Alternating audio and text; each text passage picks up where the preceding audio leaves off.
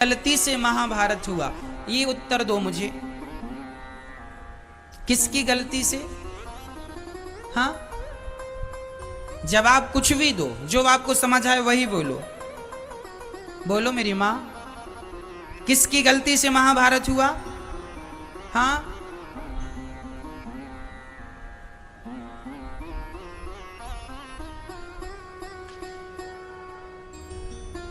घर में जब लड़ाई झगड़ा होता है तो गलती किसकी होती है?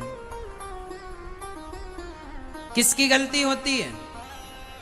हाँ, हमेशा गलती बड़ों की होती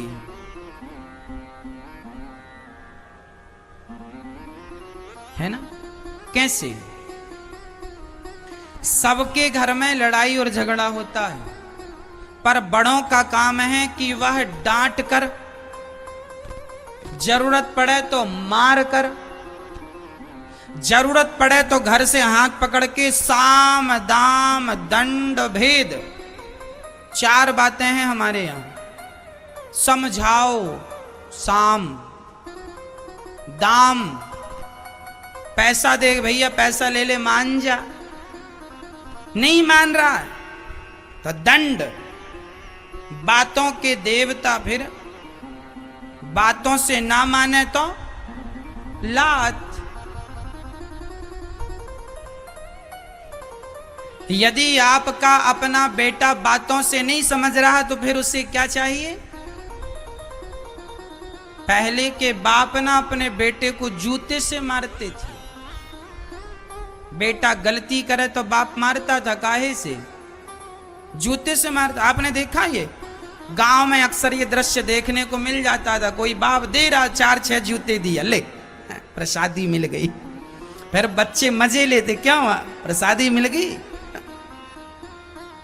पहले के बच्चे ना बुरा नहीं मानते थे बाप जूता मारता था तो, और आजकल तो बाप जरा सा मार दे तो बेटा नाराज हो जाता। तुमने जूजू बना लिया बच्चों को। पहले की ठीक तो जूता खाने के बाद भी चुपचाप घर में जाके सो जाते थे।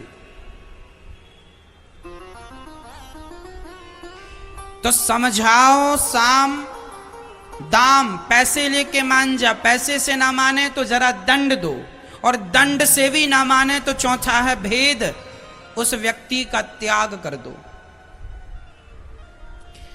पूरे महाभारत में गलती बड़ों की है। उनमें सबसे बड़े कौन? सबसे बड़े तो पितामह भीष्म थे, पर पूरी गलती हम पितामह भीष्म के कंधे पर नहीं डाल सकते। सबसे बड़ी गलती है धृतराष्ट्र की। पितामह की भी गलती है।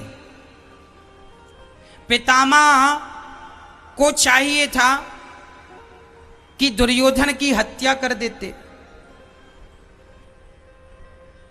कब?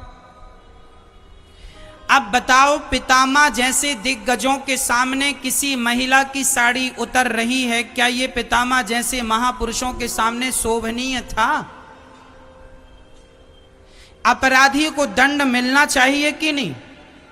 और भरी सभा में किसी स्त्री की साड़ी कोई उतार रहा है, उसे यदि पितामह भीष्म मृत्यु दंड दे देते तो न्याय की प्रतिमूर्ति के रूप में उभर के आते कि नहीं? अरे ऐसा न्याय पितामह ने मार दिया। एक बाण उठाते और पितामह के बाणों का तोड़ धरती पर किसी के पास नहीं था। पितामह को इच्छा मृत्यु का वरदान था, और पितामह जैसा दिग्गज ना भूतो ना भविष्यति, ना हुआ उसके पहले ना उसके बाद कभी कोई हो सकता है। पितामह तो पितामह है। पितामह भीष्म यदि चाहते दुर्योधन को उसी समय मार देते जब उसने ये कहा था। 2 लोगों को मार डालते, दुशासन को और दुर्योधन को। दुर्योधन कहता है अपनी भाभी को, द्रौपदी दुर्योधन की कौन है? भाई।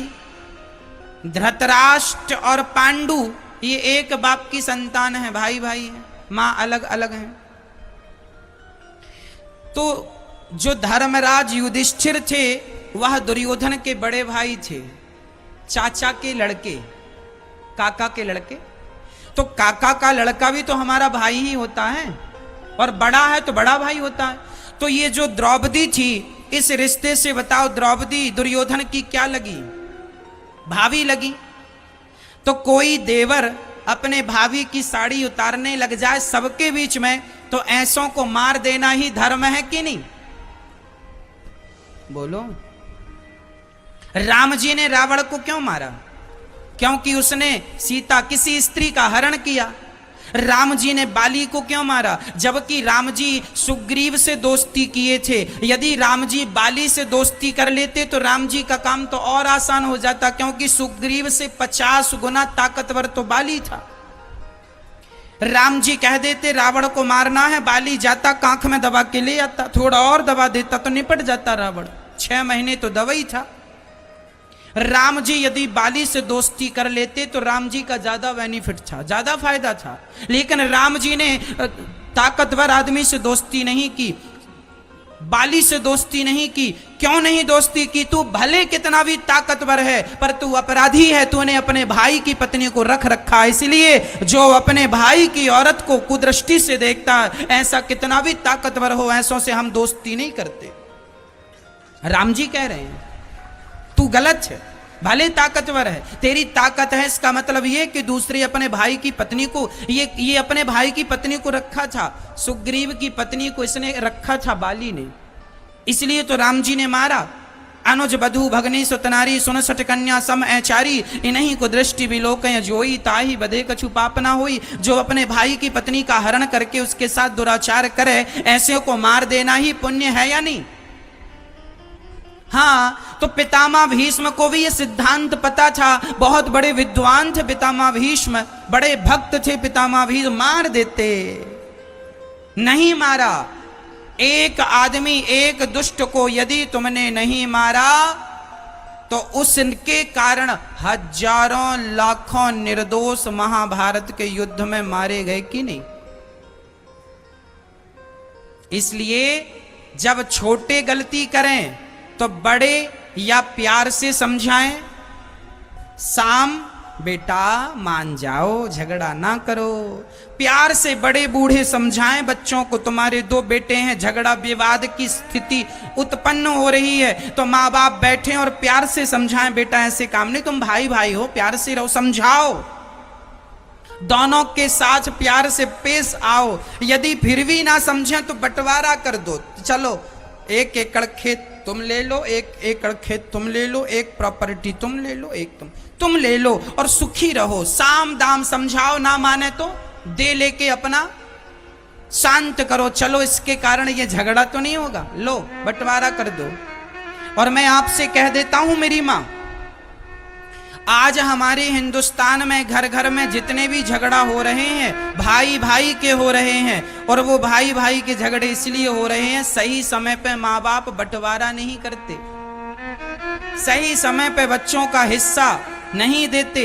एक बूढ़ा आदमी बोला मैं तो मर जाऊंगा पर अपने बेटों को जीते जी बंटवारा नहीं करूंगा। अरे जीते जी बंटवारा नहीं करोगे तो तुम मरोगे, उसके बाद तुम्हारे मरने पर ये बच्चे 1-2 मर जाएंगे। 5 बेटे थे और बाप ने ठान ली कि मैं जीते जी बंटवारा नहीं करूंगा, तो क्या होगा? तुम मरोगे तो प्रॉपर्टी के लिए ये भाई भाई आपस में लड़ेंगे, 1-8 मर जाएंगे। तो क्या ये समझदारी है बाप की? ये समझदारी नहीं है। फिर समझदारी क्या है?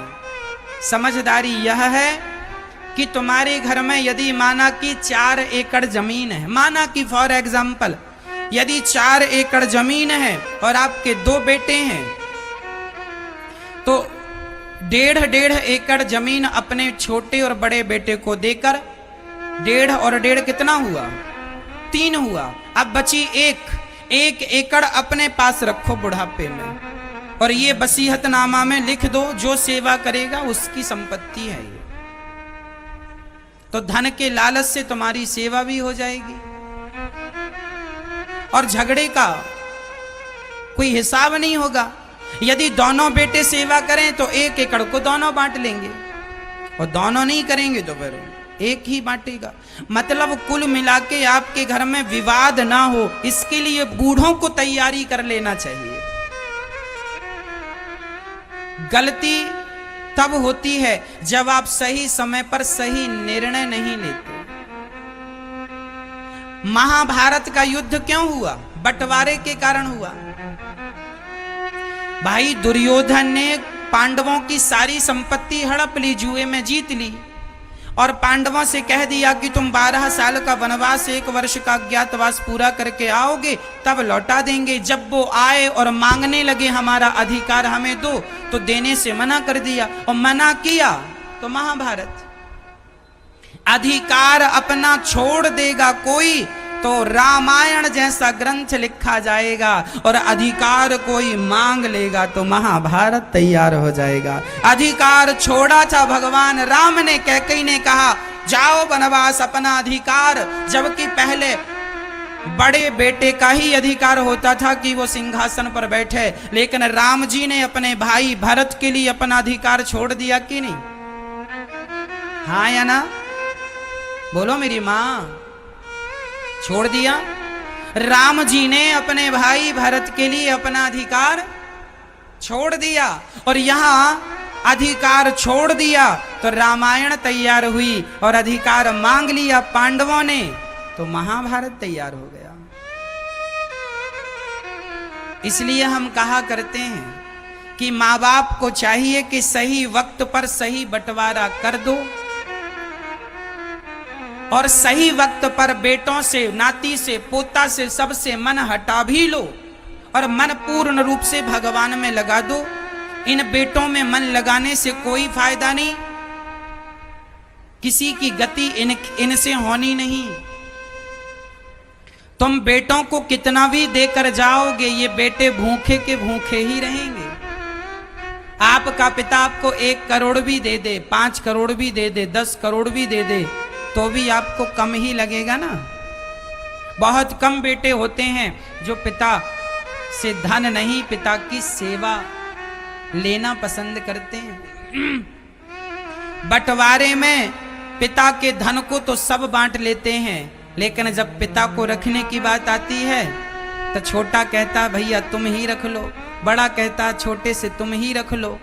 और यहां तक रखने की बात तो ठीक है, बूढ़े आदमी का जैसे तैसे गुजारा तो हो जाता है, लेकिन जब लोग मर जाते हैं, जब आप मरेंगे ना, और आपके यदि 2 या 3 या 4 बेटे होंगे, जब आप मरेंगे तब आपके बेटे क्या कहेंगे? बड़ा कहेगा छोटे से तुम ही तेरे ही कर लो। क्या कर लो? तेरे ही तुम कर लो। बड़ा छोटे से क्या कहेगा? तुम्हारे पास थे संपत्ति तुमने रखी, तेरे ही तुम करो। बड़ा कहेगा छोटे से, छोटा देखेगा कुछ तो सपोर्ट करो। तुम्हारे मरने पर तेरा ब्राह्मण खवाने के लिए भी ये सोचते हैं। ये तुमने बेटों को जो करोड़ करोड़ दिए हैं, करोड़ों की प्रॉपर्टी दी है, और करोड़ों करोड़ों देकर भी तुम मर रहे हो मेरा बेटा मेरा बेटा, ये तुम्हारी तेरही और बरसी करने में भी रोते हैं। मैं सारे बच्चों के लिए नहीं कह रहा हूं, पर अधिकाधिक बच्चे अपने माँ बाप की तेरही करने में बड़ा भाई छोटे पर टालता है, छोटा बड़े पर टालता है। आपने भी समाज में ये देखा होगा। फिर पैसे लेने के लिए आगे और सेवा करने के लिए पीछे। मीठा मीठा गप, कड़वा कड़वा थू। इसलिए हम आपसे कहा करते हैं अपनी तेरही अपनी बरसी खुद करके जाओ, बेटों के भरोसे ना रहा करो। बेटे करेंगे तो प्लस है, अच्छा है, करेंगे, पर तुम अपना खुद कर लो तो क्या बुराई है? अपनी तेरही कर लो, अपनी बरसी कर लो, अपने हाथ से ब्राह्मणों को खिला दो, गौदान कर दो, भूमि दान कर दो, अपने हाथ से अन्न दान कर दो। जब तुम मरोगे तो आपका बेटा अन्न दान करता है आपके नाम से। कितना? 5 किलो दे दिया, 10 किलो दे दिया, 20 किलो दे दिया, बस। इसलिए अपने हाथ से भी कुछ कर लो। ये तुम्हारा जो पुण्य है यही तुम्हारे साथ जाना है। बच्चों से ये कहो कि तुम मेहनत करो और अपना कमाओ, खूब मस्त महाभारत का युद्ध केवल पितामह भीष्म की गलती ये रही है कि उन्होंने दंड नहीं दिया, और दुर्योधन के पिता धृतराष्ट्र की सबसे बड़ी गलती ये रही है कि ये अपने पुत्र के मोह में अंधे तो थे ही, आंखों से जो भीतर की कुछ आंखें होती हैं ज्ञान वैराग्य की, उन आंखों से भी अंधे थे पूरी तरह से। धृतराष्ट्र पुत्र मोह था। क्या था? पुत्र मोह। अक्सर हम देखते हैं बूढ़ों को पुत्र मोह हो जाता है। आज भी धृतराष्ट्रों की कमी नहीं। एक बेटे ने मेरे से कहा, महाराज जी हम 3 भाई हैं, हमारे पिताजी एक भाई के साथ रहते हैं, सारी संपत्ति उसे को दे दिए हैं और हमें कुछ भी नहीं दिया, हम दोनों भाइयों को घर से निकाल दिया। पिता का यह व्यवहार भी गलत है। पुत्रों के साथ भेदभाव नहीं करना चाहिए। यदि वह अच्छे हैं, सेवा कर रहे हैं, अच्छे हैं, तो उनका अधिकार उन्हें भी दो। कई माँ बाप पुत्र मोह में आ जाते हैं। किसी बेटे से ज्यादा, जो बेटा ज्यादा कमाता है ना, माँ बाप भी बड़े होशियार होते हैं। जहां से ज्यादा इनकम दिख रही होती है वहीं चिपक जाते हैं, उसी तरफ करवट ले लेते हैं। और उस बेटे के साथ तो अच्छे से पेश आते हैं जो कमाऊ है, और जो कमाता नहीं है उसको आंख दिखाते हैं। अर्थ क्या निकला? मां बाप को तो बराबर का व्यवहार रखना चाहिए। मन भेद और मतभेद घर में ना उत्पन्न हो, नहीं तो ये कल के लिए बहुत बड़ा कांटा बन जाएगा।